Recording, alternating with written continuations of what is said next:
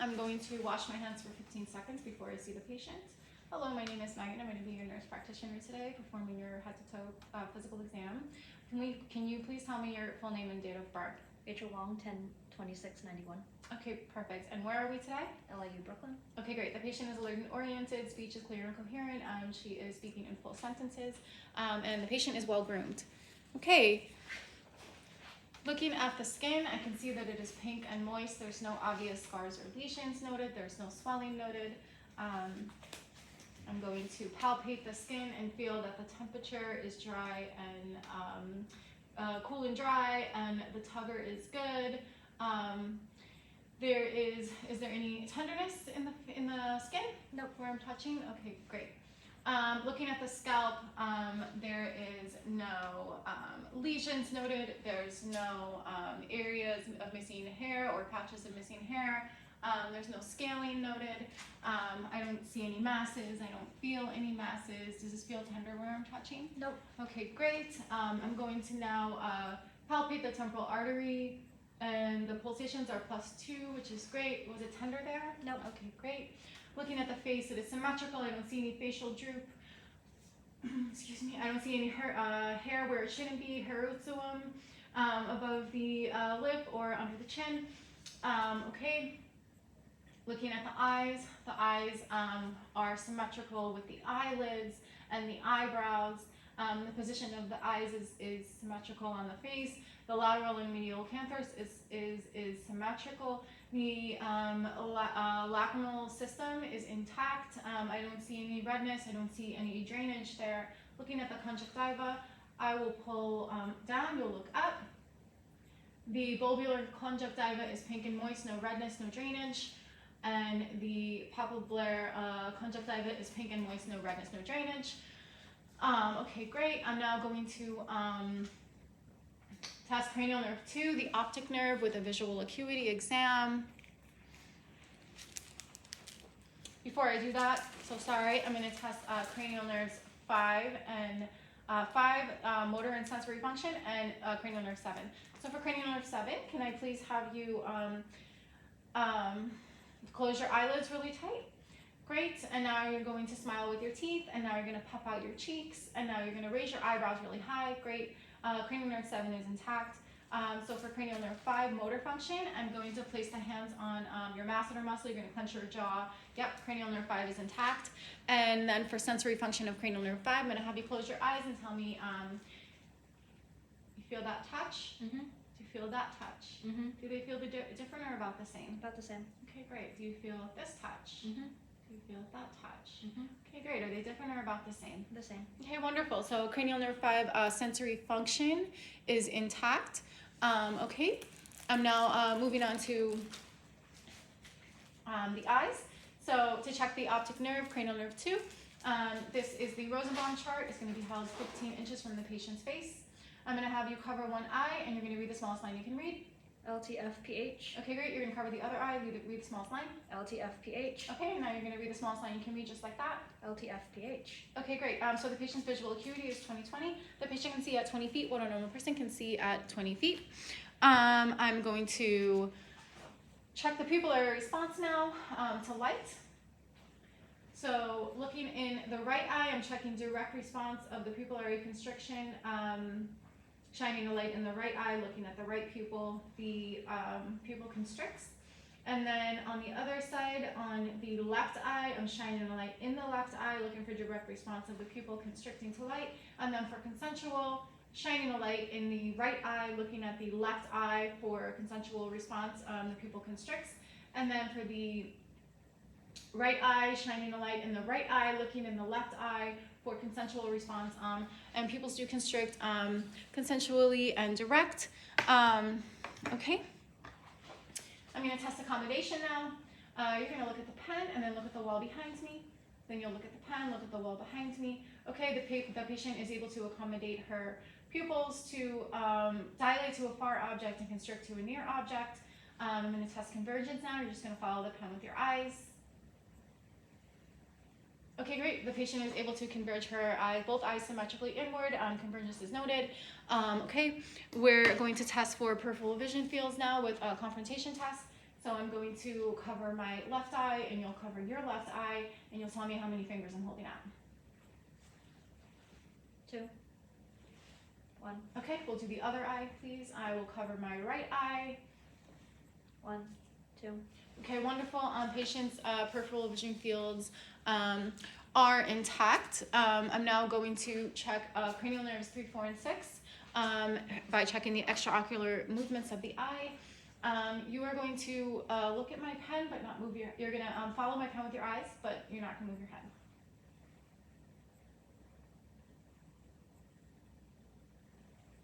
Okay, perfect. All cardinal 6 movements the patient was able to follow. So cranial nerves 3, 4, and 6 are intact. I'm now going to shut the light and perform a fundoscopic exam. Okay.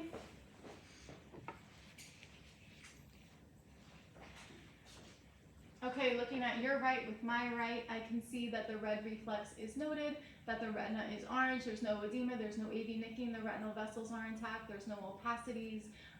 The optic disc has sharp disc margin, 0.3 cup to disc ratio, the macula is enclosed and there are no macular lesions. And then with the other, looking at my left, with your left, the red reflex is noted, the retina is orange, the optic disc has sharp disc margins, 0.3 centimeter. The macula is enclosed, there's no macular lesions, there's no opacities noted. Okay, great.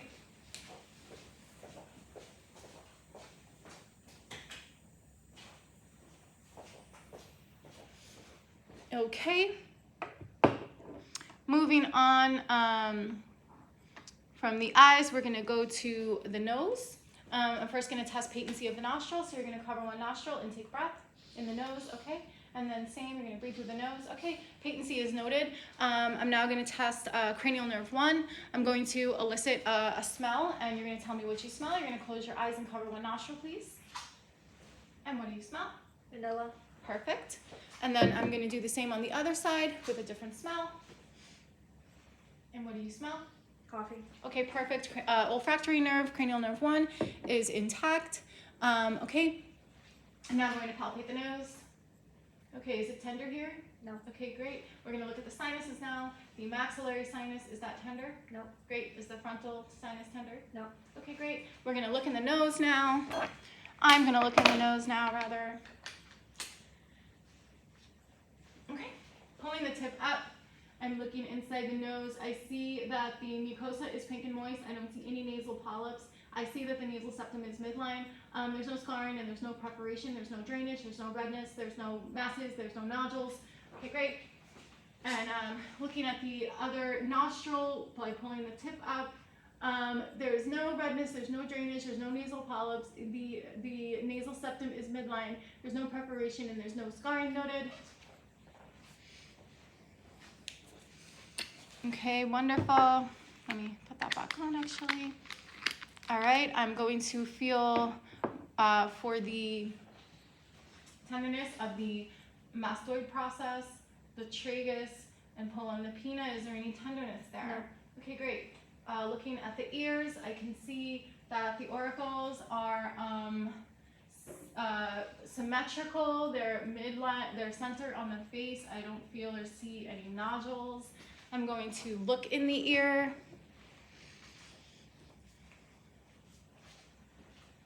All right, I'm going to pull the ear up and back. Okay, the canals, there's moderate ceruleum. Inside the ear, I can see the tympanic membrane. It is pearly gray in appearance. There's no scarring or perforation on the tympanic membrane. The cone of light is 7 p.m. and the malleus and pars posita bones are visualized and intact. Okay. Looking in the ear, the canals have moderate ceruleum. There's no redness, no nodules, no drainage noted. The tympanic membrane is pearly gray in appearance. No scarring, no perforation. And the cone of light is 5 p.m. The pars placida and the malleus bone are visualized and intact. Okay, great. I'm going to perform the whisper test now to test for the function of cranial nerve 8, the auditory nerve. All right, so you'll cover Yeah, you can cover that ear, and I will test this right ear, 5 feet from the patient. Tell me what 1, 2, 3. What did you hear? 1, 2, 3. Okay, great. And you can cover the opposite ear, and I'm gonna stand 5 feet from the patient, and I will whisper. A, B, C. Okay, correct. Auditory nerve is intact. I'm gonna perform the Weber test now.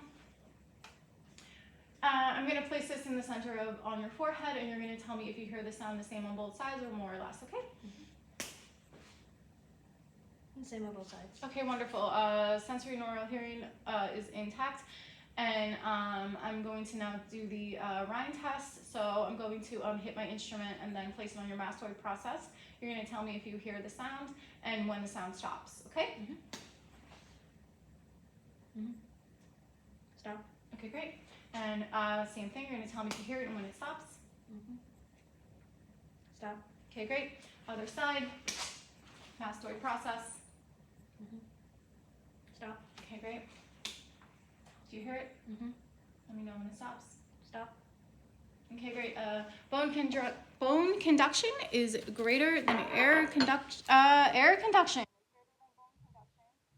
bilaterally, which is great. Okay, so I'm going to move on to the lips and mouth now. So the lips are pink. There's no chafing noted.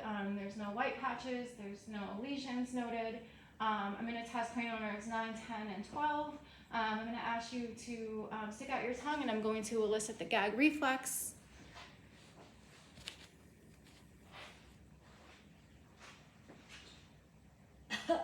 Okay, great. Gag reflex is present. Cranial nerve 9 is intact. And for cranial nerve 10, I'm going to elicit a taste on the base of your tongue, and you're going to tell me what you taste. So please stick out your tongue. I will elicit a taste back there.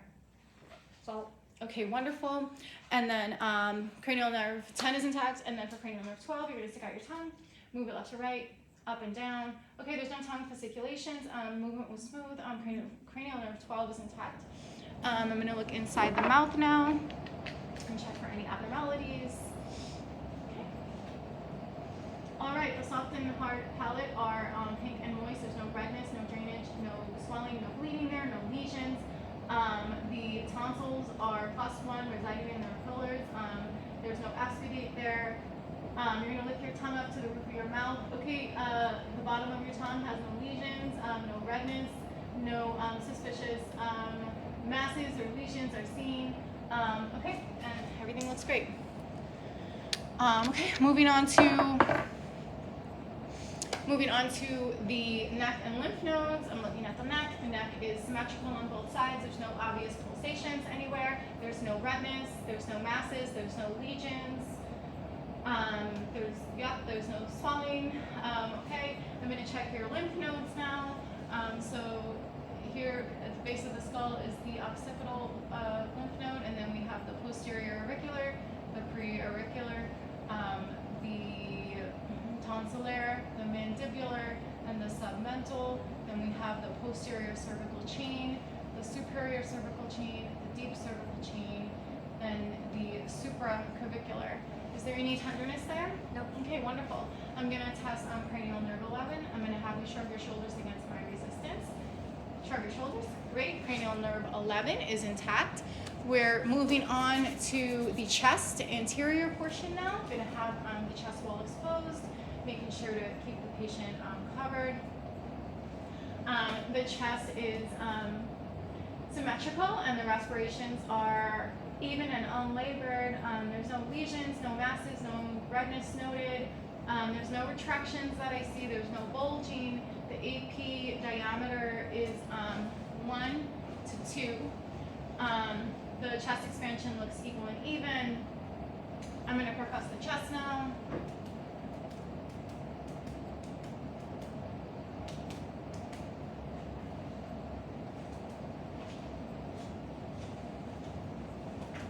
Okay, resonance is heard throughout, which is great. I'm going to listen to your lung sounds now. Deep breath in and out. In and out. In and out.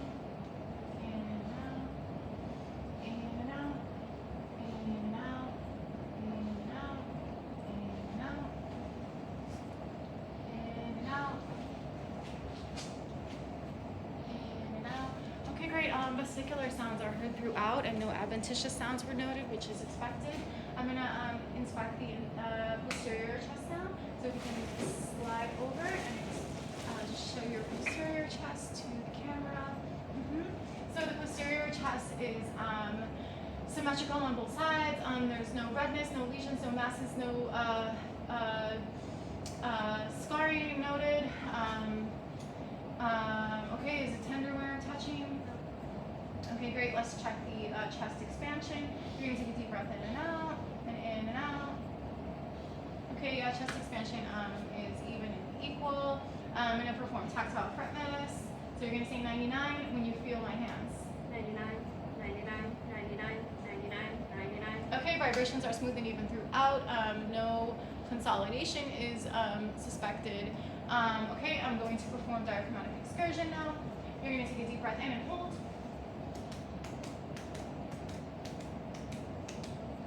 Okay, I'm going to mark the area of dullness. Okay, and now you're going to relax and you're going to take a deep breath in and hold. You're going to take a deep breath in, exhale, and hold.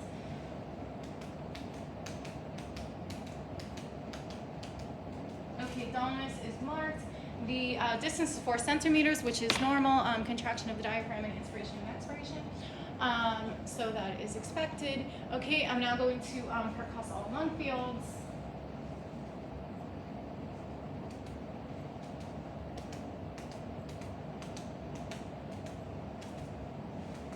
Okay, great. Resonance is heard throughout, which is an expected finding. No adventitious sounds. I'm going to perform ergophony. Please say E when you feel my stethoscope. E, E, E, E, E, E, E, E, E, E. Okay, great. E is heard, not ah. So there's no consolidation that is suspected. And now I'm going to perform whispered petriloquy. When you feel my stethoscope, say 1, 2, 3.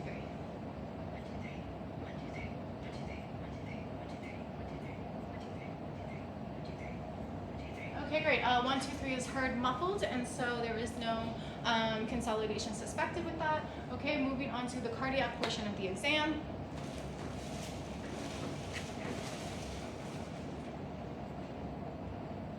Okay, so I'm going to start by taking your blood pressure really quick.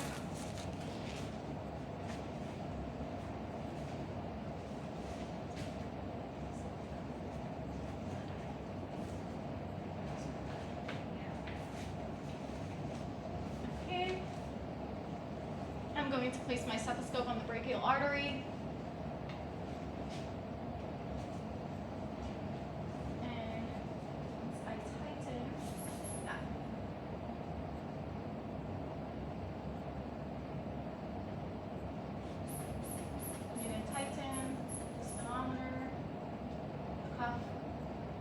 Listen for the first heart sound, and listen when the sound disappears. Okay, I get 125 over 94. Okay, I'm now going to listen for the radial pulse for 15 seconds.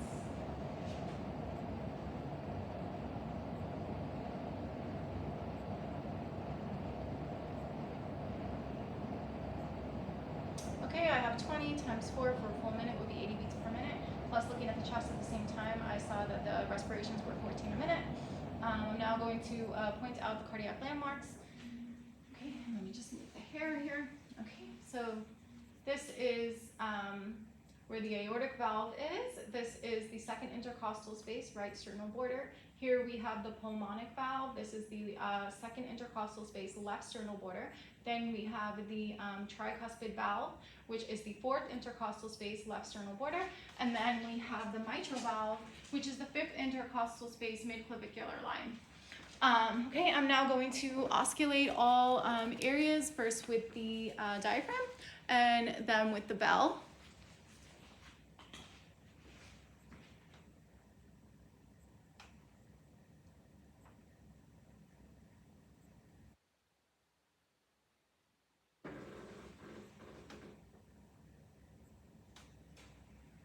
Okay, and now with the bell.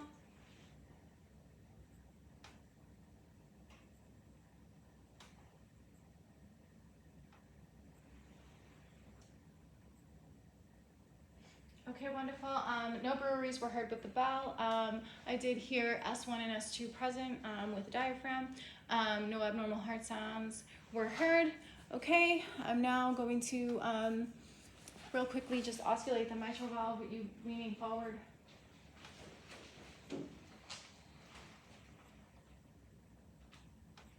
Okay, now with the bell. Okay, yeah. No abnormal sounds were heard. Okay, the other thing is I'm going to palpate the landmarks. Okay, so this is the aortic valve. I'm checking for any heaves or thrills. This is the pulmonic valve. Okay, this is the tricuspid. And the mitral valve, which is also the PMI, point of maximal impulse, which is also the apical pulse, which I will check with the radial to see if there is a pulse deficit. They do feel about the same. I don't see a pulse deficit for the radial pulse, so that's good. Okay, I'm gonna have you lay back. Good. Okay. All right, head of the bed, 30 degrees. I'm gonna now check your carotid artery pulsations and if there's any jugular venous distension. So yeah, you're gonna turn your head the opposite way, and I'm gonna look in this area. Okay, I do see the carotid pulsations. They are non-bounding. It looks normal to me. I will palpate. Pulsations are +2, and there is no jugular venous distension that I can see. I'm going to osculate the carotid artery, first with the diaphragm and then with the valve.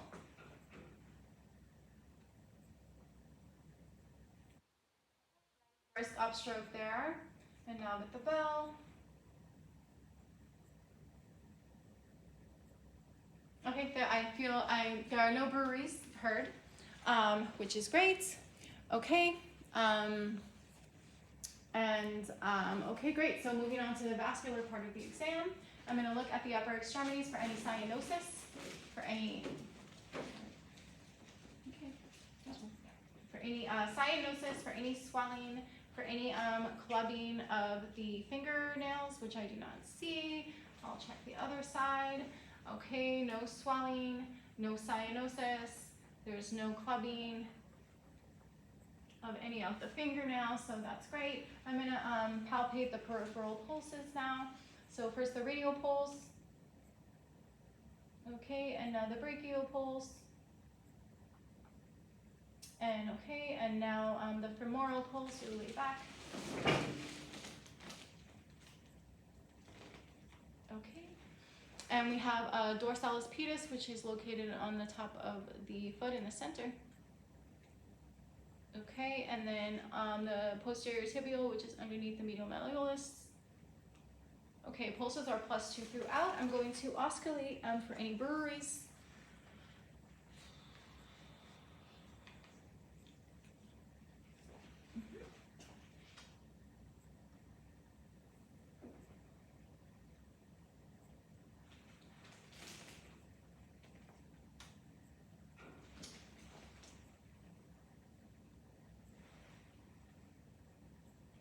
Okay, great.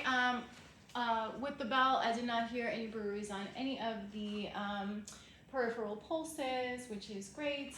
The lower extremities, I'm looking for cyanosis, I'm looking for swelling. I don't see, as I push with my finger, I don't see any pitting edema present.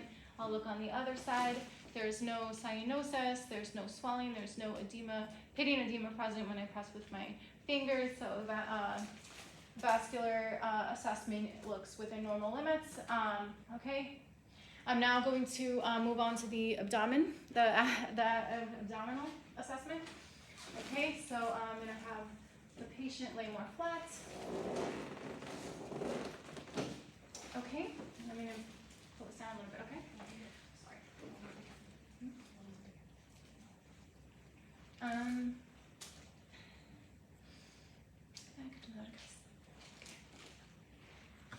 Just going to move the camera for a better view for the abdominal assessment.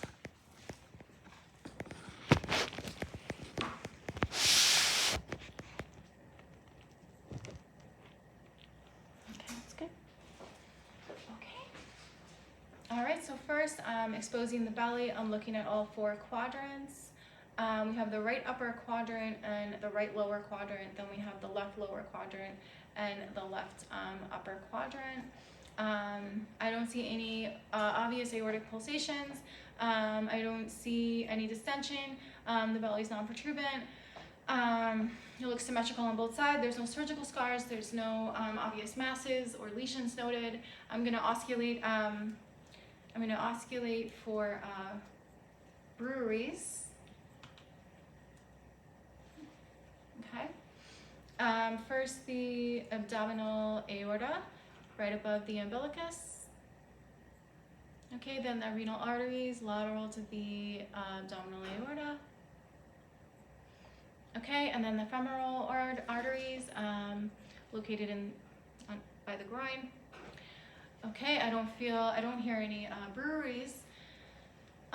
Okay, I'm now going to listen for bowel sounds in all 4 quadrants, starting with the left lower quadrant.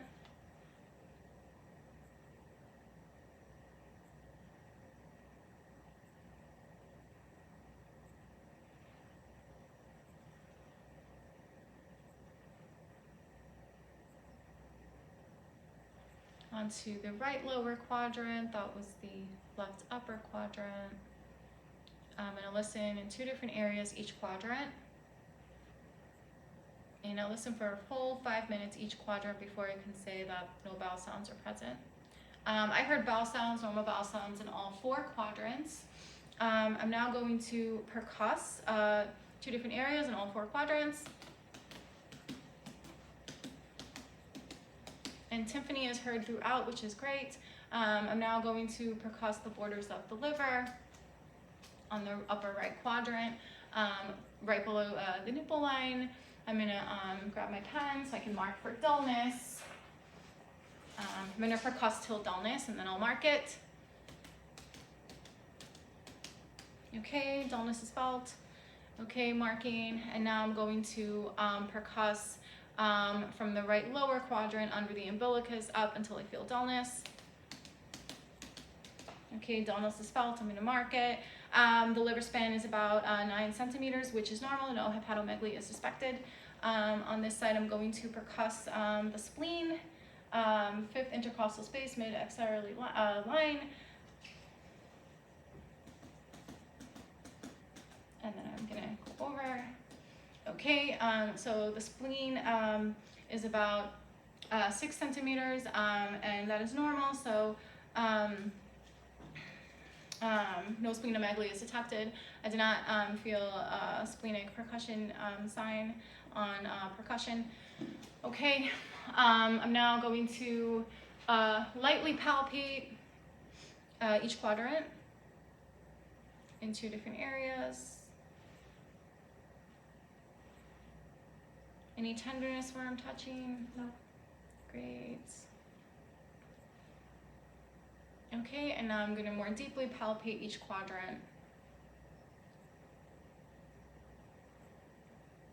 Checking for any masses, any tenderness, any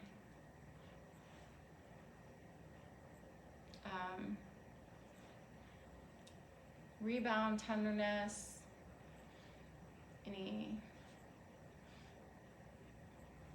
hard areas. Everything feels soft and non-tender. Is this tender? No. Okay, great. Okay, wonderful. I'm now going to palpate the liver. So you're going to take a deep breath and hold, please. And relax. Okay. I'm on the edges of the liver, the border of the liver. And it is palpable, but it does not feel enlarged. It does not feel, yeah, feels within normal limits. And then for the spleen, I'm going to palpate the spleen. Again, I'm going to start about the mid-clavicular line, 5th intercostal. Okay, I don't feel the spleen, which is normal. The spleen is non-palpable unless splenomegaly is present. So I'm now going to check the inguinal lymph nodes for any tenderness. Do you feel any tenderness where I'm touching? Okay, great. So you can go ahead and stand, and I will check for CVA tenderness. I'm going to move this back. Still got our position. Okay. Okay. So I'm going to lightly punch at the costovertebral angle, and you're going to tell me if you feel any tenderness. Anything tender? No. Any tenderness? No. Okay, wonderful. There is no kidney inflammation suspected, CVA tenderness not felt. Okay, now we're going to move on to the musculoskeletal part of the exam. If you want, you can rearrange this. Yeah, just appropriately draping the patient for comfort and privacy. Okay, and you're going to now please walk for me while I assess your gait and your posture. Okay, now walk back for me. Okay, the gait is steady gait, no staggering noted. There was no lateral deviation to either side, no swaying. The posture is upright. I'm now going to assess the spinal curvature. Yeah, so this has to come back. I didn't think about it, sorry. All right. Okay, looking at the spine, I can see that it is symmetrical both sides. I don't see any evidence of scoliosis as I trace the vertebrae down. It does feel straight. I don't see any evidence of kyphosis. There's not too much of a shoulder length discrepancy. The scapula are at the same level and the same height. I'm going to check the range of motion of the spine now. Standing behind the patient to check for symmetry. I'm going to have you bend and touch your toes for spinal flexion, okay? And I'm going to have you come up and extend back for spinal extension. Okay, great. And then you're going to laterally bend to the left, and you'll laterally bend to the right. Okay, great. And then you will twist to the right, and you'll rotate to the left. Okay, perfect. Spinal range of motion is intact. Okay, you can lift this, and I'm going to have you face the camera, and we will look at your temporomandibular joint. Okay, so I'm going to have you open and close your mouth. Okay, you're going to move it right to left. Okay, I didn't feel any clicking or popping. Is it tender there? No. Okay, wonderful. TMJ is intact. Okay, we're going to move on to, well, let me just, let me palpate the paraspinals back here. Is there any tenderness on the paraspinals? Nope. And there's no tenderness on the actual vertebrae? Nope. Okay, great. And we're going to move on to shoulder range of motion. So if I can, yep, I'm just going to take this down a little bit so I can see, well, if you could just expose the shoulder for me. Okay, great. All right, so right here on the biceps tendon, is there any tenderness? Nope. Okay, what about the acromion process? No. Okay, any tenderness on this biceps tendon? No. What about the acromion process? Okay, great. I'm gonna have you do some shoulder flexion. So you're gonna bring the head, your hands above your head for shoulder flexion, and you're gonna bring them back towards the midline for extension, and then you're gonna abduct them away from the body, and you'll adduct them back to the body. For internal rotation, you're gonna put your hands behind your back and try to touch each shoulder. Okay, you can show the camera, yeah. And then you're gonna raise your arms above your head and touch each shoulder for external rotation of the shoulder. Okay, great. Shoulder joint is intact. Okay. And now we're going to move on to the hands. Or the wrist. No, we're not. We're gonna do the elbows. So, okay, you're gonna flex your elbows. You're gonna extend your elbows. You're gonna supinate, pronate. Okay, any pain there? No. Great. How about at the elbow, the olecranon process, and the ulnar ridges? No No. pain there. I don't feel any nodules at the ulnar ridges. And at this olecranon process, any tenderness there, any bursitis? No. Okay, great. And the ulnar ridges, I don't feel any nodules. Okay, great. Your wrist. Okay, so you're gonna put your wrist out. Let me check your wrist. Okay, there's no redness and there's no swelling. Is there any tenderness here? No, great. All right, you're going to flex them down. You're gonna extend them up. You're going to radially deviate, and then you're gonna ulnar deviate. Okay, wonderful, full wrist extension. All right, so now for your fingers, and And okay, I'm gonna check in between your fingers, feeling for any nodules, any sensitivity, any swelling. Isn't any of this painful? No. Okay, great. You don't feel any nodules in any of the joints. None of this is painful, right? Okay, great. So you're gonna make a fist and then bring it out. Yep. And then you're gonna put each finger to the thumb. Okay, was any of that tender? Okay, wonderful. Okay, we're gonna move on now. You can have, well, you're gonna do hip extension standing because it's just easier. Okay, great. And then you're gonna have lay down. And I'm going to test your hip range of motion and your knee range of motion. So first, this is hip flexion, 90 degrees towards the patient. 90 degrees towards the patient. She has good hip flexion. And we're going to adduct away from the patient's midline and adduct towards the patient's midline. Okay. Adduct away. We're going to abduct towards. Okay. And then now for external rotation, I'm going to flex the knee and take the heel to the opposite knee.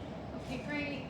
Patient has good range of motion in that. And now for internal, we're going to take the flex the knee and take the knee inward to the opposite knee, and flex and move inward to the opposite knee. Okay, great. Wonderful. Now for knee flexion and extension, I will do that with the patient. I'm going to extend and flex the knee, feeling for crepitus. As I do this, I don't feel any crepitus. There's no swelling noted, no warmth. Is it tender in your knees? Okay, great. Flexion, extension. Okay, I don't feel any crepitus. Okay, now for ankles. Okay, you're going to dorsiflex towards you. Okay, and then you're going to take your feet towards the ground for plantar flexion. Then you're going to invert, bringing your feet into the midline. Nope, that's eversion. You're going to bring your feet into the midline, perfect. And now you're going to evert. Yep, feet out of the midline, perfect. And we'll test the motor strength here. So you're going to dorsiflex against my resistance. Okay, great. And you're going to plantar flex against my resistance, great. And okay, relax. And you're going to try and lift yep. This is checking your motor strength of your hips, and it is 5 out of 5, both areas. Okay, and if you move down a little bit, yep. I'm gonna have you try and flex your knees. Okay, great. And against my resistance, you're gonna extend your knees. Oh, sorry, this is extension. You're gonna extend your knees, right? Okay, and then from there, you're gonna try and flex your knees. Okay, great. Patient has 5 out of 5 motor strength there. Okay, you can sit up for me. Okay, real quickly, you're going to abduct against my resistance, and you're going to flexion, shoulder flexion against my resistance, and you're going to, okay, that's fine, it's good. Okay, the elbows. So, all right, you're going to flex against my resistance, and you're going to extend against my resistance. Yeah, good. 5 out of 5 strength. For the neck range of motion, chin to chest for flexion, please. And then look to the ceiling for extension. And then ear to shoulder for lateral bending. Each side, please. Yep. And then chin to shoulder for lateral rotation. Perfect. Okay. And now you're going to try all those movements against my resistance. Okay. So you're going to look towards my hand. Yep. You're going to try and fight my hand. Yep. And then you're going to look down at your chin. Yep. And then you're going to look up at the ceiling. Great. 5 out of 5 strength. Which is great. Okay. We're going to move on now to the mental exam. Okay, the mental exam. So I'm going to give you 3 words, and you're going to remember them later, okay? So car, basketball, apple. Repeat it after me. Car, basketball, apple. Perfect. What did you eat for dinner last night? Indian food. Okay. Count back from 100, skipping 7s. 193, 86. Okay, great. What are the 3 words I said to you? Basketball, car, apple. Yes. Any different? Car, basketball, apple. Yep, there you go.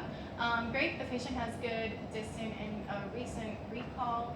The speech is clear and coherent, and the patient is alert and oriented. Okay, moving on from that mental exam, we're going to do a sensory testing. Okay, so first is going to be light touch. All four extremities. You are going to close your eyes and tell me where you feel, if you feel and where you feel it. Left knee. Right wrist. Right knee. Left hand. Okay, perfect. That is intact. We're going to do sharp now. Okay, you're gonna close your eyes and tell me where you feel it. Right thigh or right calf. Right wrist. Left calf. Left wrist. Great. And by sharp, I meant to say painful. And then we're gonna do sharp versus dull differentiation. So I'm gonna show you sharp and dull first with your eyes closed. That is sharp, and that's dull. Okay, tell me what you feel and where you feel it. Sharp on my right thigh. Dull on my left wrist. Sharp on my left leg, thigh. Sharp on my right hand. Okay, perfect. And the last test we're gonna do is stereogenesis. You're gonna keep your eyes closed, put your hands out, and I'm gonna put a object in your hands. You're gonna tell me what it is. Battery. Okay, great. Bracelet. Okay, great. No cortical lesions are suspected there. Okay, the next, the last test is vibration. You're gonna tell me if you feel the vibration, okay? Close your eyes and where you feel it. Right knee. Okay. I'm putting this on the bony prominences. Left knee. Right wrist. Left ankle. Great. Let me just check this extremity. Left hand. Wrist. Perfect. Okay, no peripheral neuropathy is suspected. Okay, you're going to do some walking tests for me. So you're gonna walk. You're gonna walk heel to toe. Okay, great. And now you're gonna walk on your toes. Great. And now you're gonna walk on your heels. Okay, patient has good balance. We're gonna do the Romberg test now. So you're gonna just stand there with your eyes closed. I'll stand behind you. I have you in case you fall. You're gonna just keep your eyes closed for a full 15 seconds.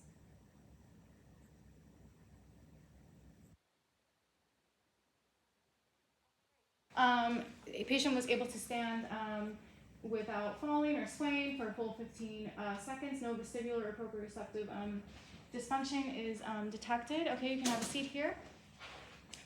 We'll check your cerebellar dysfunction. We'll check your cerebellar function. First, I'm going to have you follow my finger with your finger. You're going to touch your nose, then touch my finger. Okay?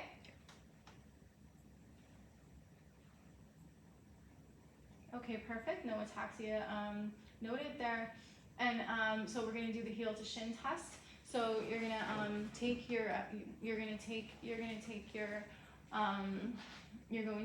your left heel and run it along the inside of your ankle to shin, please, and then back down in a nice smooth motion. The other side. Okay, great. No ataxia there. No cerebellar dysfunction detected.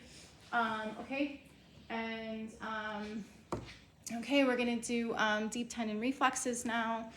So if you could roll your sleeves up, please. Okay, I'm first gonna check your biceps tendon. Okay, perfect.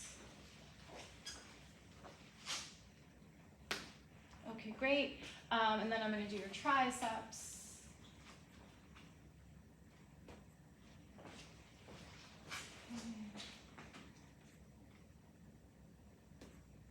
Okay, great. And then I'll do your brachioradialis.